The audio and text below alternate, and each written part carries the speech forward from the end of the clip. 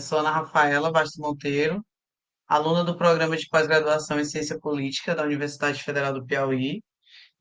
Para mim é um prazer hoje estar apresentando os Diálogos da Ininga, um evento organizado pelo Programa de Ciência Política da UFP, que é coordenado pelo professor Raimundo Júnior. Hoje estou mediando a palestra da professora Ana Paula Ornelas Mauriel sobre moeda social e a transferência de renda, experiências municipais do Estado do Rio de Janeiro. Professora, é um prazer ter você aqui conosco. E antes de passar a palavra, vou falar um pouquinho aqui da professora, que é graduada em Serviço Social, mestre em Serviço Social na Universidade Federal do Rio de Janeiro, fez doutorado em Ciências Sociais na Universidade Estadual de Campinas, Unicamp, né? Atualmente é professora associada do Programa de Pós-Graduação em Serviço Social e Desenvolvimento Regional da Universidade Federal Fluminense, onde coordena o grupo de estudos e pesquisas sobre desenvolvimento capitalista, trabalho e política social. Tem experiência na área de serviço social, com ênfase em políticas públicas, atuando principalmente com os seguintes temas: desenvolvimento capitalista, capitalismo dependente, Estado, política social, assistência social e questão social, pobreza e desigualdade. Então, professora, passa a palavra à senhora. Você. Obrigada, Ana. É, espero estarem me ouvindo bem. Qualquer problema, você me avisa aqui. Então, eu queria agradecer muito o convite aqui ao programa, ao professor Raimundo, a você pela apresentação, né? O professor Raimundo é um companheiro de longa data aí, lá nos conhecemos em doutorado na Unicamp. Queria agradecer, antes de mais nada, também a equipe aqui da pesquisa que eu vou apresentar, né? Os dados que eu vou trazer aqui são dados coletivos, né? Tem 10 estudantes de graduação e 3 assistentes sociais, 2 da Prefeitura de Niterói e uma da Prefeitura de Iguaba, então estou bem agradecida. Bom, então hoje eu vou apresentar aqui, né? A proposta é eu trazer alguns dados de um texto que vai sair aí pela revista, né, do programa de Ciência Política, então moeda social e transferências de renda, algumas experiências baseadas, né, nos casos de experiências municipais do Rio de Janeiro.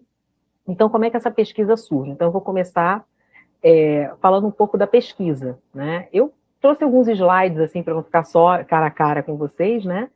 Então, falar um pouco como é que essa pesquisa surge, depois um pouco como é que foi a construção do projeto, e aí depois falar alguns elementos de fundamentação inicial, né? Que foi o que deu origem a esse texto que vai ser publicado. Então, assim, essa pesquisa, ela surge, né? Um desdobramento de uma pesquisa que eu tinha anteriormente, né? Que visava estudar como é que os processos de financiarização eles se manifestavam na política de assistência social. E um dos eixos da pesquisa anterior, né, eram os programas de transferência de renda, né, mas no âmbito federal.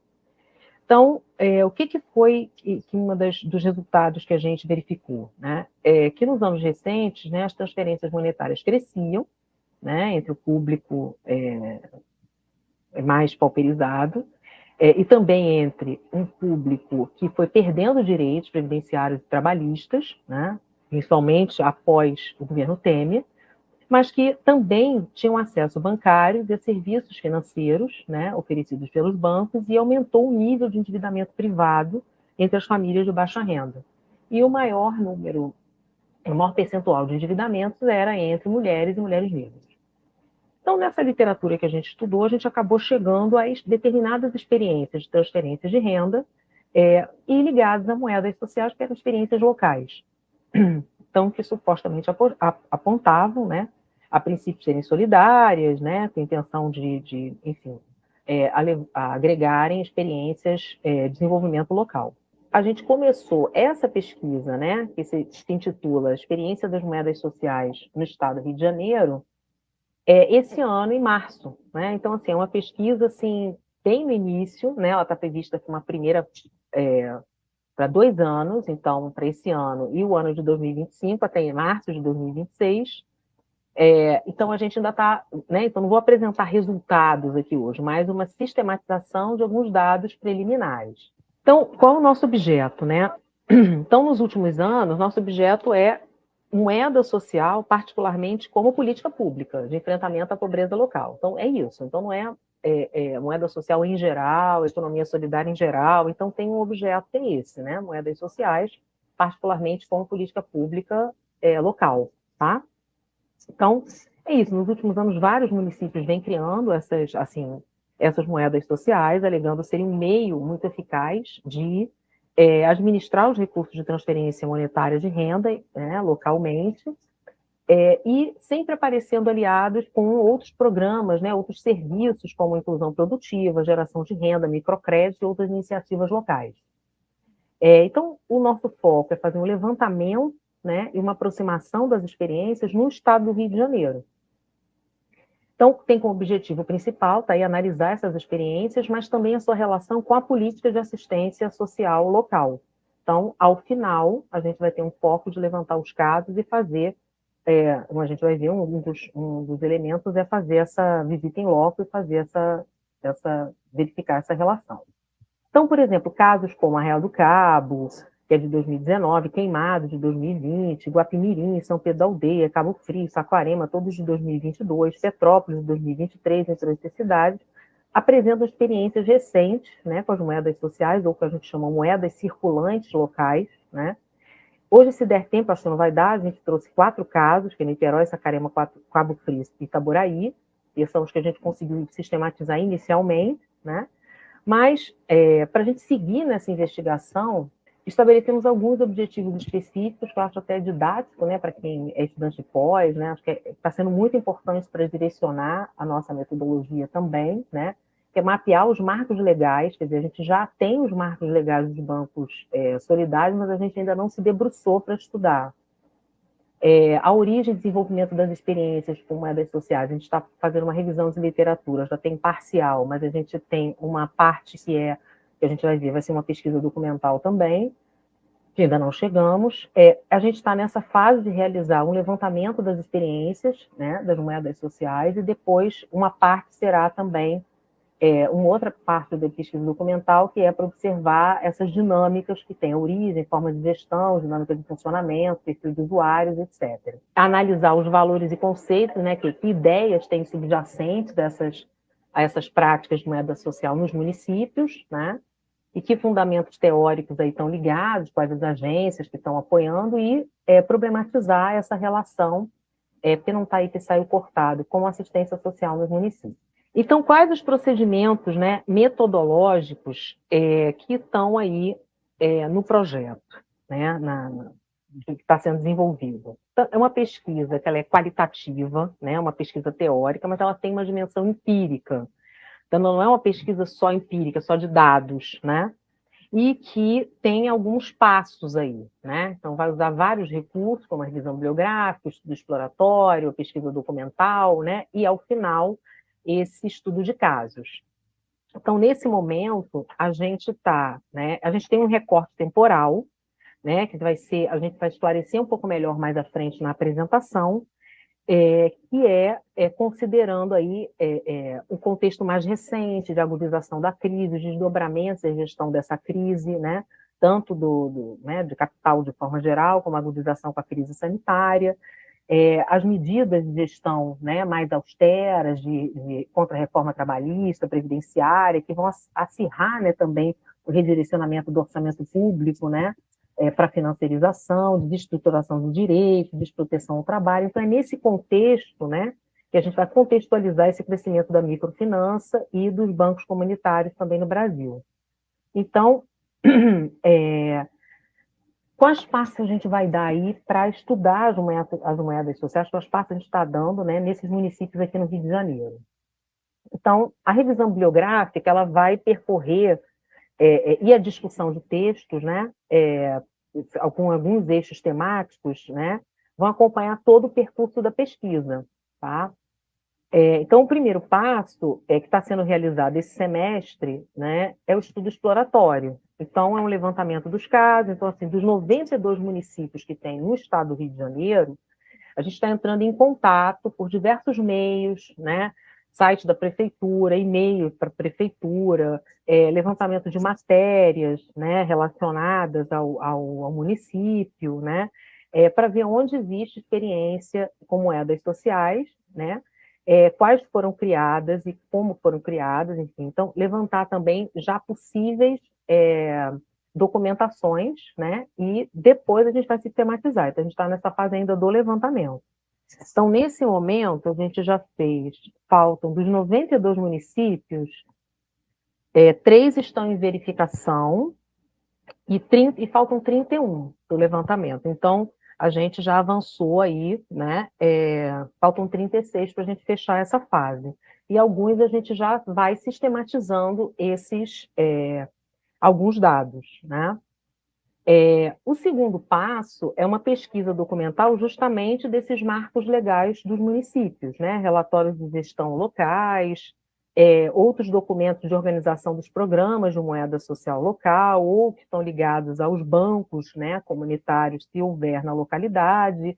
Enfim, então, nessa etapa, esse segundo passo, a gente vai buscar justamente entender a origem do programa, a forma de gestão, a dinâmica de funcionamento, o perfil dos usuários, a regulamentação local, né? O montante de recursos está envolvidos aí, a relação com a gestão pública, né? Se tem as primeiras impressões da relação com a política de assistência, que muitas vezes tem uma gerência de programa de transferência monetária, tá? Então, esses 2 primeiros passos estão previstos para realizar nesse primeiro ano de pesquisa, que é até março do ano que vem. O terceiro passo é uma outra fase de pesquisa documental que está prevista para coleta de informações sobre os bancos comunitários no Brasil, sobre as moedas comunitárias no âmbito dos sites do IPEA, da Secretaria Nacional de Inclusão Social e Produtiva, no Ministério do Desenvolvimento e Assistência Social, Família e Combate à Fome, da Secretaria de Economia Popular e Solidária, na Rede Brasileira de Bancos Comunitários, enfim, né? No Fórum Brasileiro de Economia Solidária, em vários sites e instâncias que estejam ligadas à economia solidária, aos bancos comunitários, tá? Que é quem gere as moedas. E um último passo com base em esses 3 passos anteriores, e a sistematização desses 3 passos anteriores, e no total de municípios e nos dados das pesquisas, a gente vai fazer uma abordagem de casos por amostragem, né, para observar os municípios, né, como é que isso funciona. Só que isso vai ter que ser um subprojeto submetido ao comitê de ética, que a gente vai fazer um formulário com perguntas para submeter para as equipes que trabalham com as moedas sociais. Então, isso é lá daqui a 2 anos, né, enfim, no final do ano que vem, a gente vai submeter. Então, é um subprojeto aí dentro do projeto. Um ponto que eu acho importante, né, que às vezes a gente não valoriza, mas que é um trabalho que eu acho que até para quem é estudante, está construindo o seu projeto, ou de graduação, ou de pós-graduação, né, é a preparação do projeto, né? Então, já para preparar o projeto que foi aprovado no fim do ano no departamento, que tem início esse ano, né, houve todo uma preparação, houve todo um caminho, né? E que já me conduziu a muitas informações assim importantes, né? E me proporcionou algumas aproximações iniciais, né, com esse universo. E me deu algumas direções importantes para seguir na pesquisa. Então, os primeiros movimentos que eu realizei foi de buscar nos principais periódicos, né, dos programas de pós-graduação da área de serviço social, que são Qualis A e B, nesse período de 2010 a 2022, né? E eu realizei essa pesquisa em abril do ano passado. Eu comecei a escrever o projeto ainda em andamento à pesquisa anterior, né? Então, eu busquei com palavras-chave, né, moeda social e economia solidária, e aí eu fiz pesquisa nessas revistas e eu encontrei na área de serviço social apenas um texto nessas revistas, né, em 2019, sobre moeda social correlacionado, né, eu não pesquei só sobre economia solidária, um texto apenas. Depois desse primeiro movimento, acho que eu botei o segundo aí, pode passar, por favor. Sim, eu fiz uma busca, a gente tem 2 grandes eventos na área do serviço social, que é o Encontro Nacional de Pesquisadores em Serviço Social, que vai ter esse ano em Fortaleza, de 10 a 14 de dezembro, e o Congresso Brasileiro de Assistentes Sociais. E eu busquei nos últimos 3 anais desses eventos, né, e encontrei muito poucos trabalhos, né, só em 2019 e em 2018 que eu encontrei 2 trabalhos, cada um sobre Economia Solidária e Inclusão Produtiva, outro sobre Serviço Social e Economia Solidária, uma atuação, né, no Banco de Desenvolvimento Comunitário, outro sobre concepções históricas, outro sobre serviço social também, com experiências aí na economia solidária. E um terceiro movimento foi a pesquisa no Google, né, com a palavra-chave moeda social. Aí, a partir daí, eu encontrei muitos artigos, né, muitas dissertações, teses, documentos, né, também do IPEA, da Fundação Getúlio Vargas, do Banco Central, enfim. Então, a partir daí eu fiz uma seleção, né, dos que eram mais atuais, dentro de um recorte histórico também, do que estavam mais próximos ao tema de pesquisa, porque sobre economia solidária tinha um universo muito grande, né? Então, os que estavam ligados a bancos comunitários e a moedas sociais, né? E também aqueles que traziam casos municipais, né? E aí, as principais áreas, né, envolvidas nesses achados do Google foram as ciências sociais, principalmente a sociologia, o direito, a administração e a economia. Então, quais eram os principais eixos assim de fundamentação que esses textos traziam, né, que esses documentos apresentavam em relação às moedas sociais, né, e aos bancos comunitários? Então, eles se baseavam no debate da economia solidária, né? Então, seja como uma outra economia, como economia alternativa, aparecia bastante a vertente, né, do Paul Singer, aquela que é difundida no Brasil durante os governos, os primeiros governos do PT, né?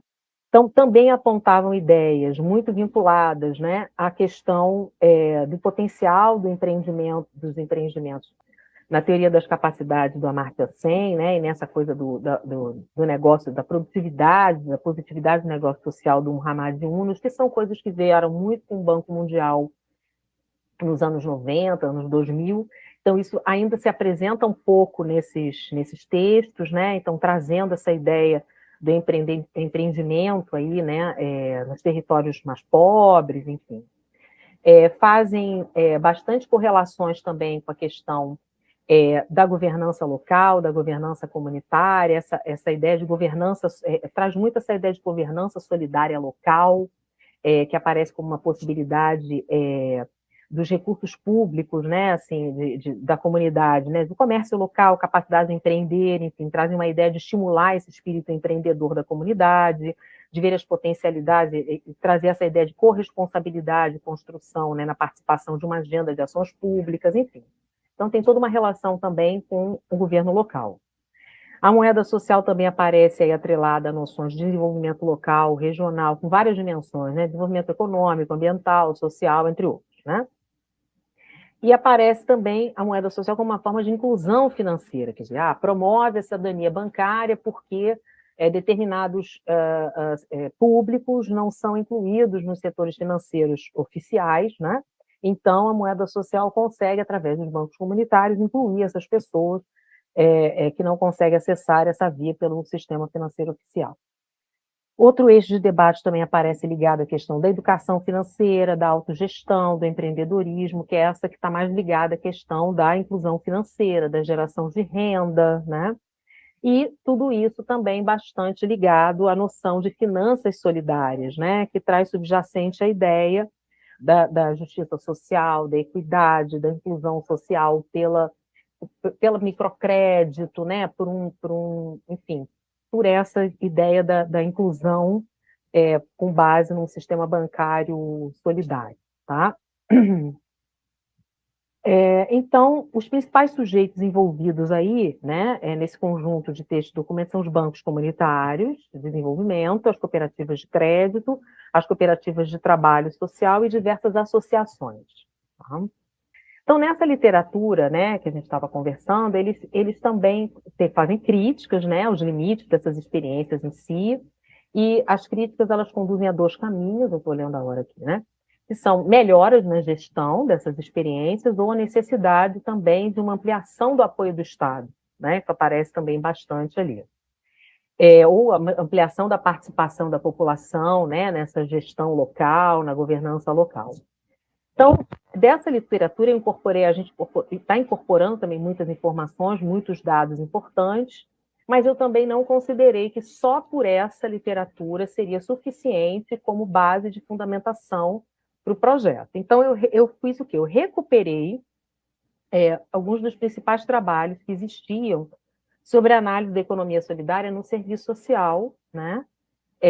Na primeira década dos anos 2000. Então, dentro desse universo, eu recuperei 4 teses que foram fundamentais para construir as análises desse debate.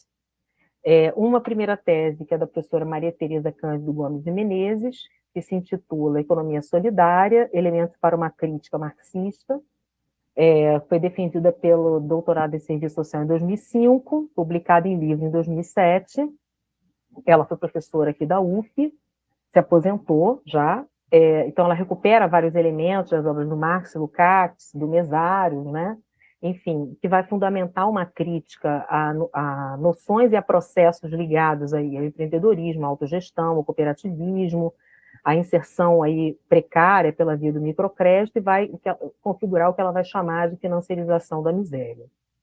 O Henrique André Ramos Vellen, que fez uma tese de doutorado em 2009, também na Escola de Serviço Social da UFRJ, intitulada Para a Crítica da Economia Solidária, saiu publicado em livro em 2012, é professor associado hoje da Universidade Federal do Rio Grande do Norte, estuda outras questões, mas, né, a base dele, dessa tese, é a teoria do valor do Marx, para problematizar, né, a economia solidária, o que são os valores solidários defendidos, e a partir daí as estratégias e práticas solidárias construídas, né, naquele momento, que é principalmente as cooperativas. Né?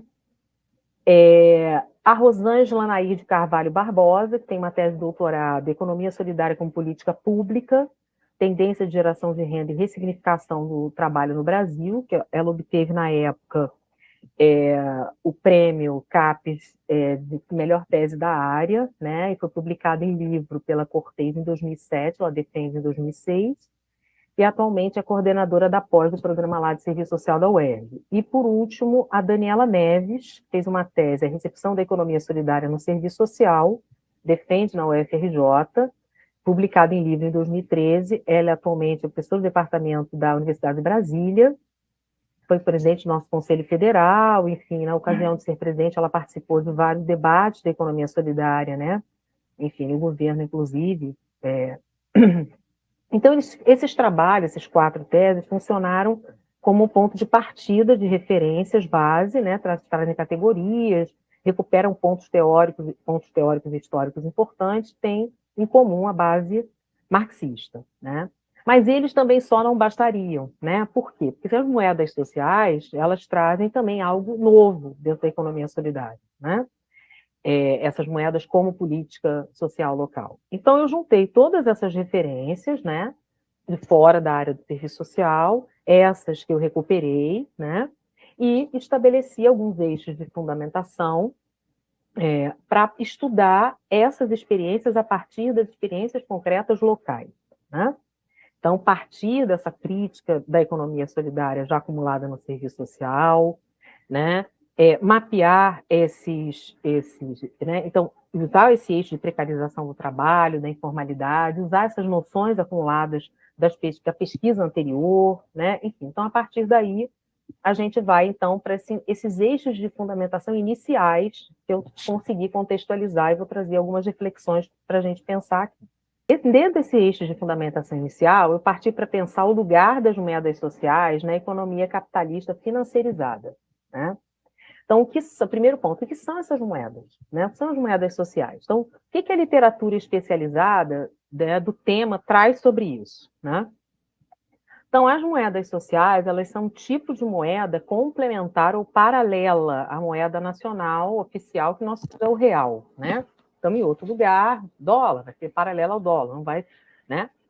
Então, por princípio, né, a moeda social, ela é instituída, ela deveria ser instituída e administrada pelo seu próprio grupo de usuários, né?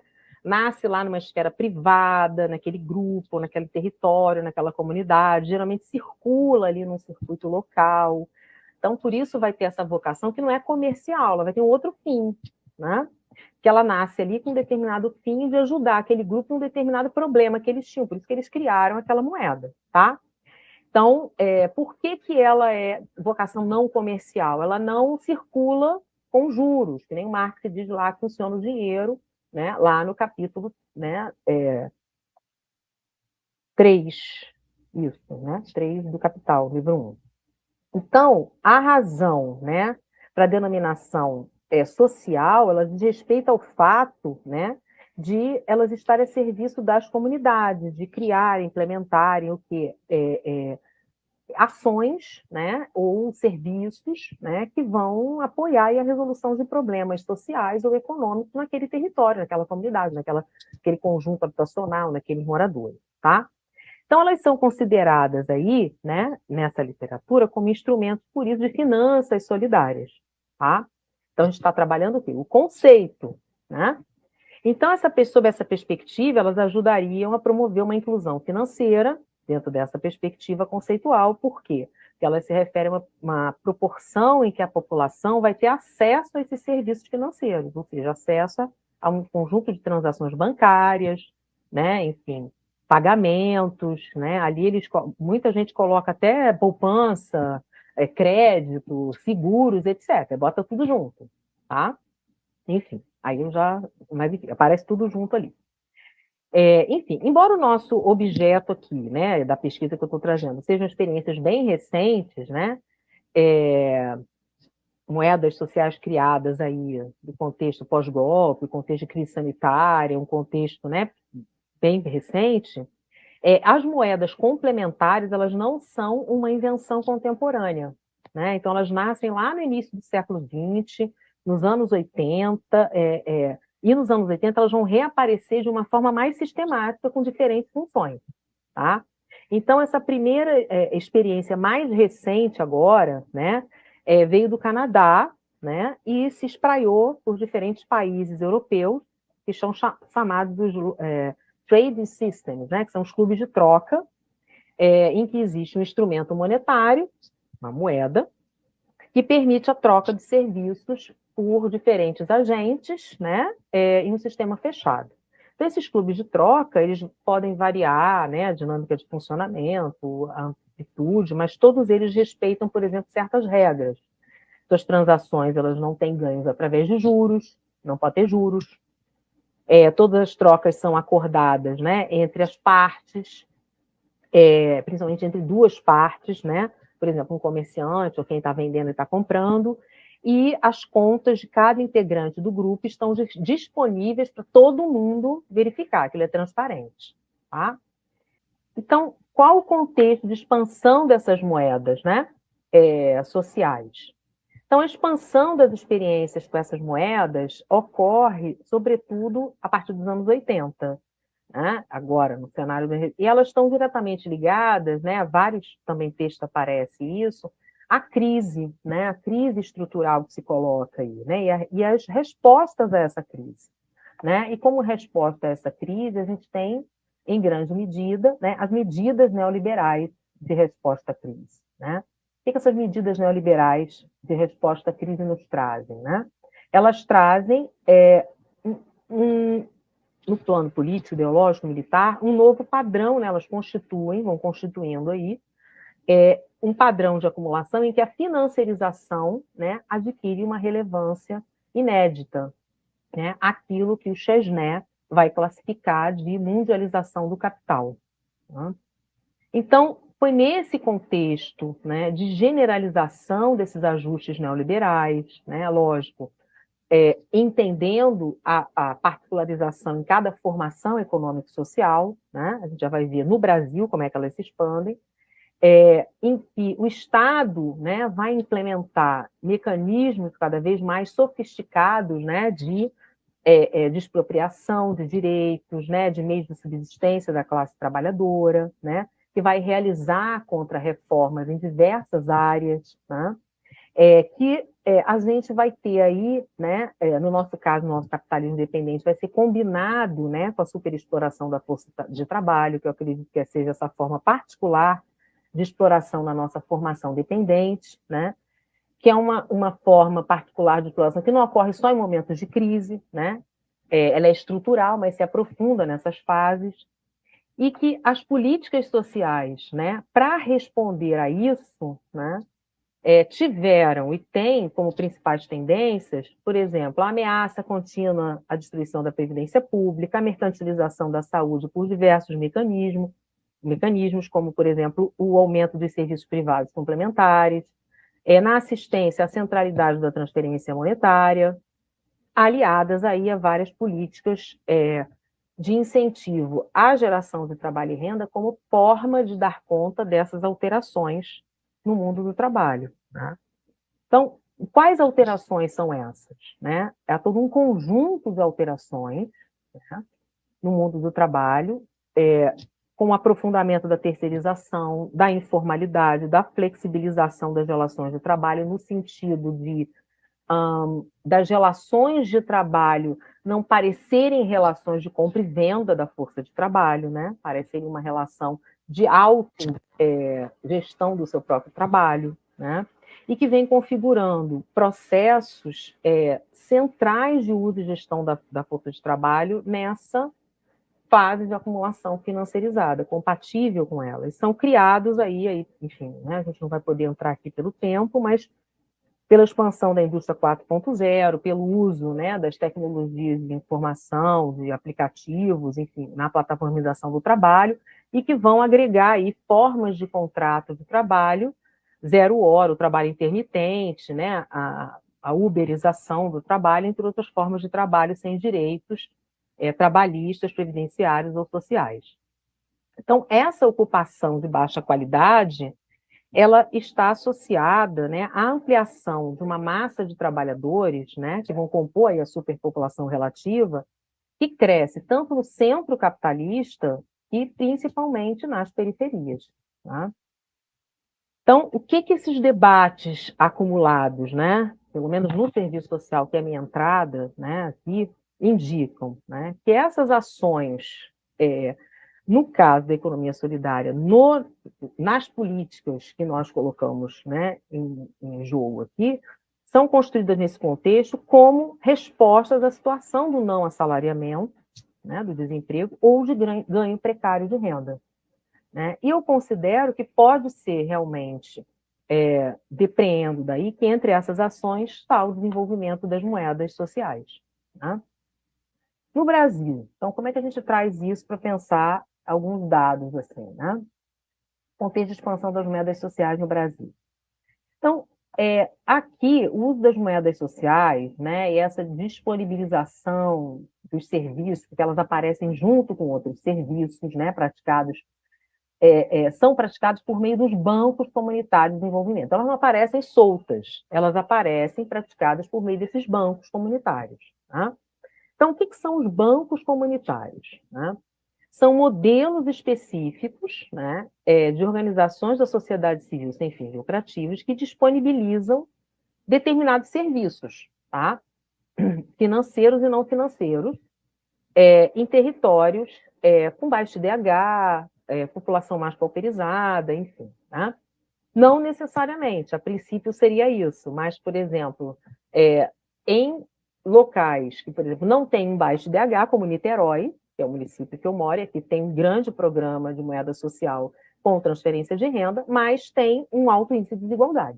Né? Então, promovem, por exemplo, outras ações, como fundos de crédito solidário, feira de produtores locais, capacitação em economia solidária, a moeda circulante local, entre outras ações. Tá?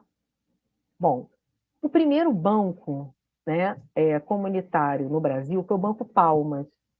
Essa é uma história que, dentro da economia solidária, dentro da história dos bancos, todo mundo conhece, né? Que foi criado junto com uma moeda social lá em 1998 por parte de uma associação de moradores. Então, veja, foi uma iniciativa de uma associação de moradores, né, de um conjunto habitacional chamado Palmares, na periferia de Fortaleza, no Ceará. Então, o Banco Palmas, existem muitas publicações sobre esse assunto, tá? Sobre esse caso, como é que foi essa origem, né? Essa iniciativa, ela realmente surgiu em função de problemas que foram causados por todo um projeto de urbanização, de gentrificação daquele território, por conta de mudanças daquele território, que era uma favela, eles queriam mudar, aumentar muitos custos de moradia na localidade, gerando muita especulação imobiliária. Então, essa dificuldade de se manter na localidade fez com que a associação começasse a desenvolver uma série de ações de geração de renda, de fomento a pequenos negócios ali no bairro, né? De apoio aos pequenos negócios que já existiam, com preços mais competitivos ali para os próprios moradores, para não deixarem de comprar ali, pequenos empréstimos a juros baixos, né? Para não pegar empréstimo com o banco, que era um juros muito alto, enfim. Então, assim, foi criado o Banco Palmas. E era gerido, a gerência, a gestão do banco era pela associação de moradores. Então, tinha toda uma mobilização ali de quem era produtor local, de quem era consumidor local, né, do próprio bairro. Então, assim, realmente é essa experiência, vai pegar essa experiência, então tudo é moeda social. Essa experiência realmente tem uma raiz, digamos assim, popular, né, que vem ali da associação, que envolve uma série também de produtos, microcrédito, cartão de crédito, feira de produtores locais, as lojas, que são solidárias, né? Um clube de trocas, que é isso, né? Usar a moeda para trocas ali dentro da localidade, uma incubadora de pequenos negócios feminina, né? Para mulheres que moravam ali, precisavam gerar renda, e uma série de outras coisas, né? Então, a base, né, foi essa relação de confiança que foi sendo fortalecida e foi sendo construída ali na vizinhança. Ok.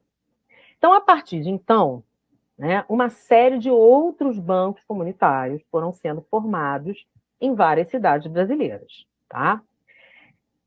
Então, para a gente ter uma ideia, nos dados de abril de 2023, a gente encontrou 148 bancos comunitários de desenvolvimento em 25 unidades federativas no país, sendo que 3 estão inativos.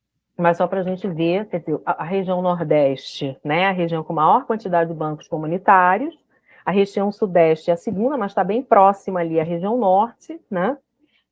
E por que a região Nordeste é a região com mais bancos comunitários? Tem a ver com a política de expansão dos bancos comunitários, que foi muito atrelada aí a uma política de enfrentamento à pobreza, tá? Pode passar, por favor. A gente já está indo para o final, tá? Então, assim, o impulso de crescimento, né? Então, aí tem o Banco Palmas, que é esse que a gente conversou em 1998. Então, assim, o impulso de crescimento dos bancos comunitários de desenvolvimento ocorreu a partir de 2003, tá? No início do primeiro governo Lula, quando foi criada essa Secretaria Nacional de Economia Solidária, né? Passou a ter as finanças solidárias como uma das 3 áreas programáticas de intervenção. E a secretaria ficava vinculada à estrutura do então Ministério do Trabalho e Emprego. Tá? Ao mesmo tempo, concomitantemente, se criaram 2 outros órgãos importantes para a institucionalização da economia solidária no país, que foi o Fórum Brasileiro de Economia Solidária, também foi criado em 2003, na terceira plenária brasileira de economia solidária, com o objetivo de uma instância de articulação nacional, né? E a Rede Nacional de Gestores Públicos de Economia Solidária, que reuniria aí gestores estaduais e municipais com o âmbito de promover aí, fortalecer essas ações de economia solidária.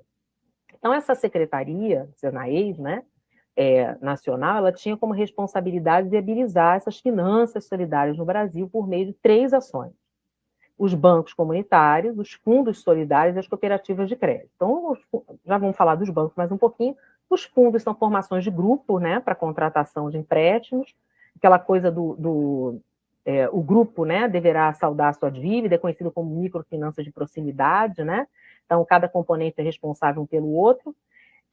Então, são empréstimos a juros baixos, né? A cooperativa de crédito solidário é uma associação de pessoas para prestar serviços financeiros exclusivamente a seus associados, e os cooperados, eles são, ao mesmo tempo, donos e usuários ali, né? E é isso, né?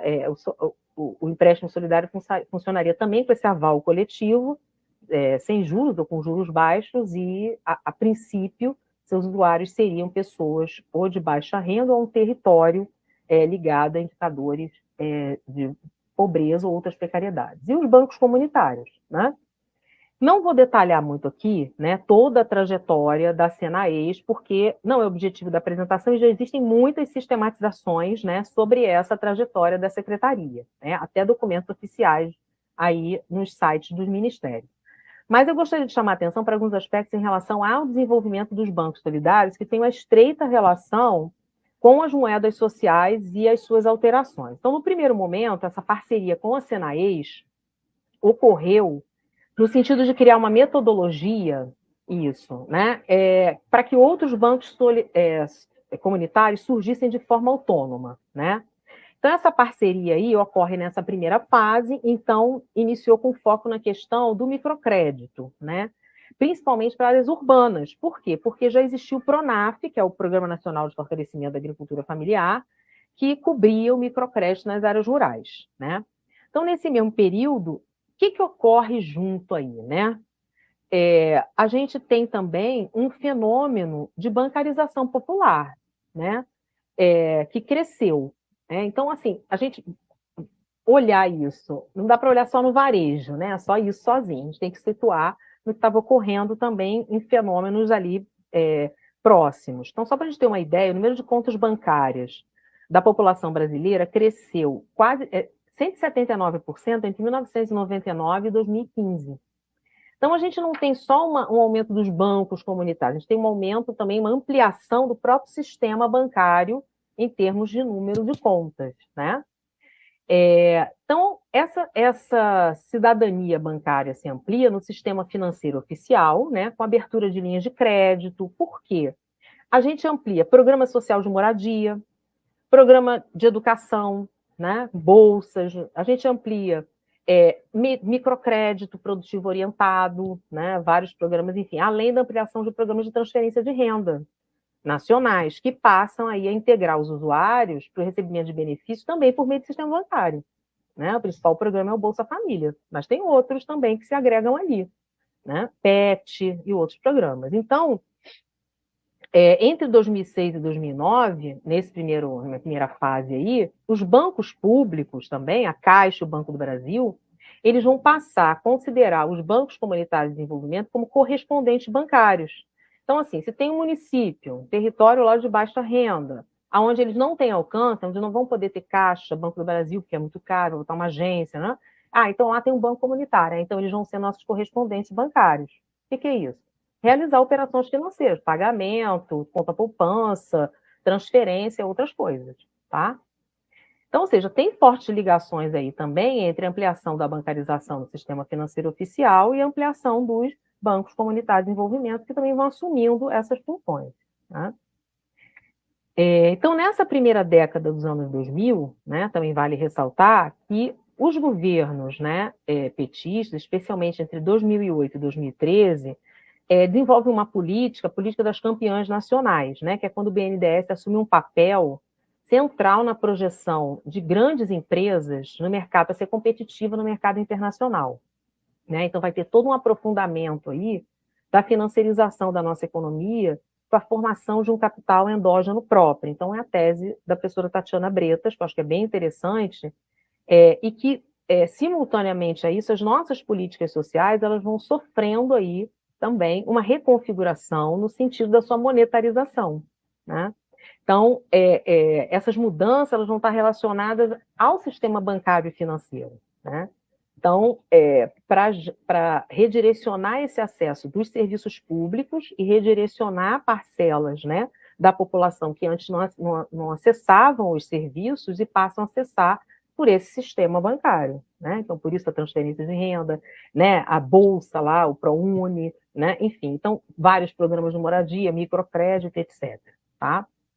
Então, essa primeira fase da expansão dos BCDs ocorre principalmente na região Nordeste, né? Depois vai se espraiando para outros estados brasileiros, e a região ainda segue com a maior quantidade de bancos comunitários, como a gente viu, né? 65 bancos atualmente. Em 2006 já existia a Rede Brasileira de Bancos Comunitários, né? Que passa a servir de uma entidade para articulação, né? De parcerias. Entre 2010 e 2013, a Secretaria, né, Nacional de Economia Solidária, a Senaes, lança 2 editais com o objetivo de dar suporte aos bancos comunitários de desenvolvimento. que já existiam, né, não é para criar novos, e nesse período a gente já está no primeiro governo Dilma, quando foi lançado o Plano Brasil Sem Miséria, por exemplo, e a economia solidária ela vai ganhar um espaço, por exemplo, como estratégia de inclusão produtiva nesse plano, né? E aí os beneficiários, né, em situação de pobreza, extrema pobreza que estão lá no plano, passam também a ter acesso a essas estratégias de economia solidária. Então, o que acontece? A partir de 2015, né, então a gente tem um outro fato de crescimento entre 2010 e 2015, com bastante bancos sendo criados, e aí a partir de 2015 a gente tem uma desaceleração nesse ritmo, e se dá porque os bancos comunitários ficaram sem suporte financeiro e organizativo das políticas públicas ligadas à Senaes, né, a Secretaria Nacional de Economia Solidária. Então, no governo Michel Temer, a secretaria se manteve vinculada ao Ministério do Trabalho e Emprego, mas passou a ser uma subsecretaria, e isso diminuiu, obviamente, o repasse de recursos orçamentários, né? E além de restringir também as políticas de apoio, fomento, não teve mais edital, nada disso. Então, desde então, o cenário econômico e político, né, após o impeachment da Dilma, a partir do governo Temer, fez os bancos comunitários buscarem alternativas para alcançar né, manter a sua sustentabilidade financeira, né? Como é que as moedas vão circular, como é que vai ter um fundo, enfim, e manter suas atividades sendo realizadas. E uma dessas saídas foi o processo de digitalização das moedas sociais. E aí os bancos passam, então, a integrar o sistema de pagamentos brasileiro. Aí o Banco Central passa a ter uma regulamentação sobre isso, enfim, né?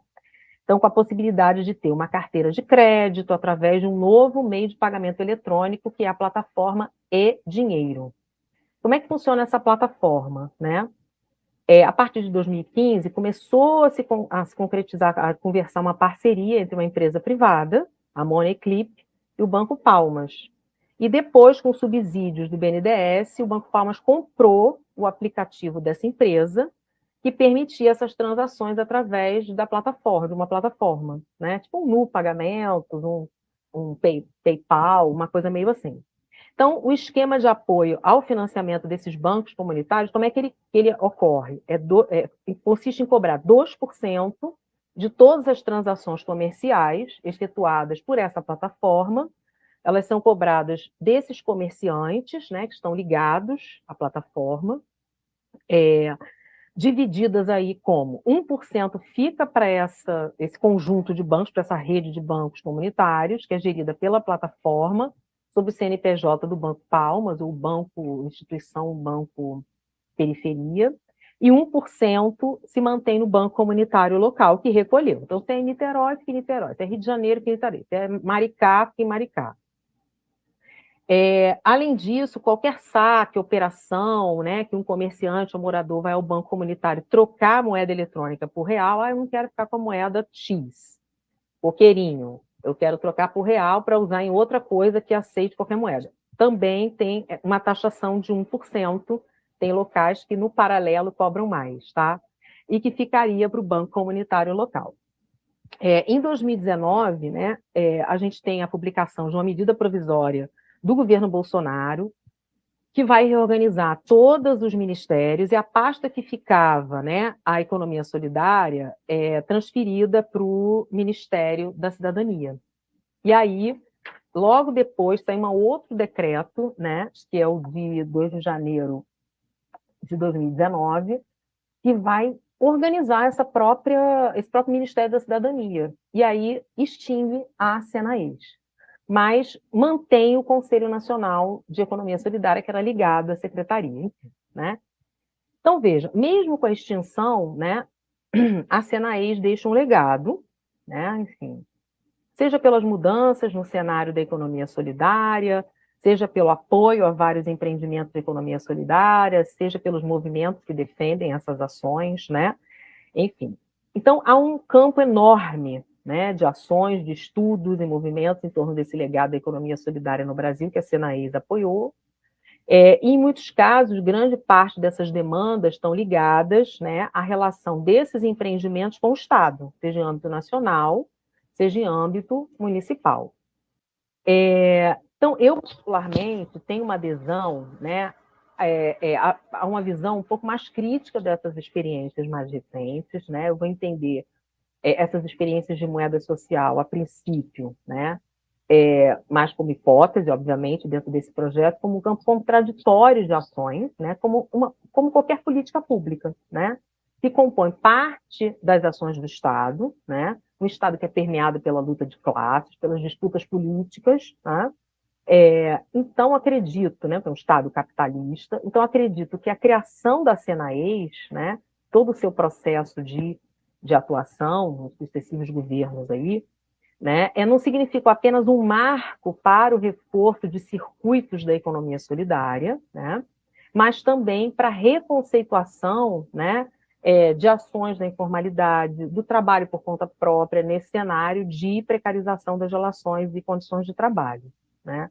Então, até porque aquilo que a gente entende por empreendimento de economia solidária, né, uma parte daquilo que a gente está entendendo como empreendimento de economia solidária, principalmente dentro da finança solidária, né, não são de fato, como, por exemplo, algumas experiências que eu estou tendo acesso aqui no estado do Rio de Janeiro, não é de fato de base popular, como no Banco Palmas, né? Foram fomentados pelos governos locais, como políticas de enfrentamento ao pauperismo e a questões locais, né? Ao desemprego local, a determinados territórios com muitos indicadores baixos, né? De baixa renda, de desemprego, enfim. Então, tem uma importância fundamental como política pública, assim como a transferência de renda, assim como todas as ações de combate à pobreza, né? Ainda que seja uma política de gestão de trabalho e renda, né? Então, só para a gente ter uma ideia, em 2019, o Brasil contava com mais de 6, trouxe os dados de cooperativa, que ainda não consegui atualizar o de moeda social, mas de 6,8 mil cooperativas, responsáveis por quase 400 mil empregos formais, e movimentava cerca de 12 bilhões ao ano. Eu tenho um dado sobre moeda social no texto que vai sair aí com o Raimundo, mas eu não trouxe aqui. Então, eu só acho que a gente não pode colocar tudo no mesmo bloco, né? E achar que tudo é iniciativa popular, né? Que veio de segmentos da classe trabalhadora, que tudo é participativo, que tudo é autogestão, né? Então, acho que a gente tem que ter esse cuidado. Muitas envolvem, sim, parcerias importantes com trabalhadores e trabalhadores populares, com associações de moradores, mas nem tudo tem base popular, de origem popular. Então, a gente tem que avaliar também qual o grau de controle social que isso tem, qual o grau de participação que isso tem, como esses fundos estão sendo, né, controlados. Em alguns municípios tem transferência de fundo municipal para esses bancos, como é que isso está sendo visto, como é que isso está sendo fiscalizado nesses municípios, né? Então, acredito que a Senaes tem um papel importante nisso, que ao criar todo um novo aparato institucional, dar apoio para criar novos marcos legais, além de investimentos públicos, com editais, com orçamento, né? Interface com atores da sociedade civil, ajudou a redirecionar a forma de gestão do trabalho precarizado. E quando a gente pensa nas iniciativas locais, a gente também tem contradições, né? Se, por um lado, ela alcança territórios que são carentes de políticas públicas, de infraestrutura do Estado ali, o que chega até esses locais? Né? Por que não chega educação, não chega moradia, né? Não chega um banco oficial, uma caixa econômica?